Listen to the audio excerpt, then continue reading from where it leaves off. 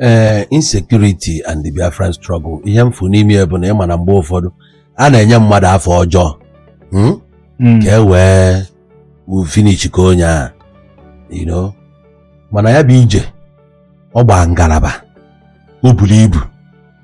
O nwere oge ihe mekata mụ wee were anya okenye ji enyo ibe dị na mmiri sịkwa na Igbo anụnwa abọzikwanụ ngwele taa o tegokwanụ mbe alụfụba ife. Ama m oge n'ala Igbo na-abụ epụta n'ụzọ ịnụ na mere highway robbery, akwụsị luxurious gbalisie niile n'ebe a bukere ego dị na ya jewara. So ori etego ọ dịbalụ anyị tukwu m n'Ọnịcha afụ bite m fụ etu ọ na-adị.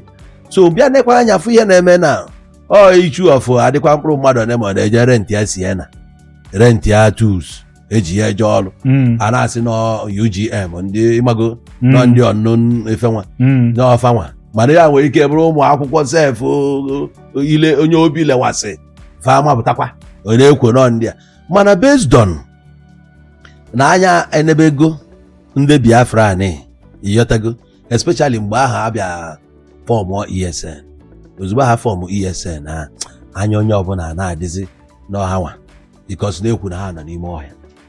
Ezo nke a anọ ha na-anọ n'ime ọhịa ọ na-emezi ihe ọbụla mere n'ụzọ n'abalị asị nọ ndị a, ihe ọbụla mere na asị n'ọhanwa.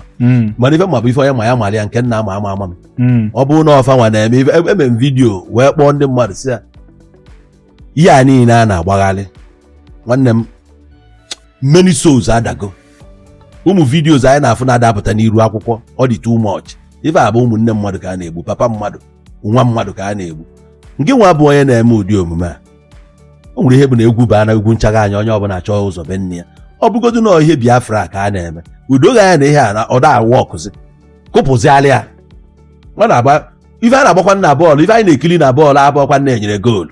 O nwere ife anyị na-amụ dị ya achụjie inezi anya fụ na azụghị onu na difensi gị yekwa oye efia onye ọbụla anachighatagodo abịakwa bịa review duo wekwa anọda fọmatị folo ndị a, maka onwere ike ị na-agba 442 fa nwere agba 352 ịmagodi ya. So ị na-nke gị anya fụ na ọda awọk ịnachigha na midfield taa enwere ka ihe esi gba anaghị midfield.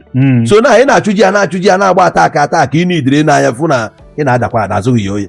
So ọ bụgodu na ihe Biafra ka a na-eme ị na-anya fụ na nna strategy anọ dị wọk ị nachighagodu ịkpagodu ịplan onwe gị ọfụma inyokwuzie ndị a gị na ba na-alụ ebe a mama nna ayọkwụzikwa maka onye gị na ya na-achụ anụ nwere ike ọ bụrụ nọọsụ n'ụkwụ wede ka ụkwụ anụ.